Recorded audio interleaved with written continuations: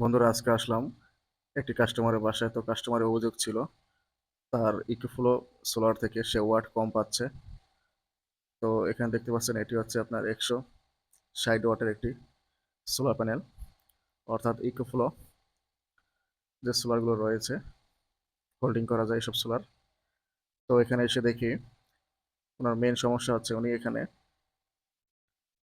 AC যে কারেন্টের তার রয়েছে 1.5 RM, সেই কেবলটি এখানে ব্যবহার করেছে সোলারে, যার কারণে আপনার এই আউটপুট কম পাচ্ছে ইকোফ্লো মেশিনে। তো এরপর আমি এখানে এসে তারপর কেবলটি চেঞ্জ করে দেই। তো এর জন্য এখানে আমি 2376-এর বিআরবি ফ্লেক্সিবল কেবল নিয়ে এসেছি। তো এই কেবলটি এখন এই সোলারে ব্যবহার করব। তো এখানে আমার কানেকশন দেওয়া সম্পূর্ণ হয়ে গেছে। তো আমি এখন চেক করতেছি। তো এখানে আপনার এই যে কানেক্টর দুটি রয়েছে, আপনার MC4 কানেক্টর, এটি হচ্ছে ফেজ অর্থাৎ পজিটিভ কানেক্টর, এবং অপরটি হচ্ছে নেগেটিভ কানেক্টর।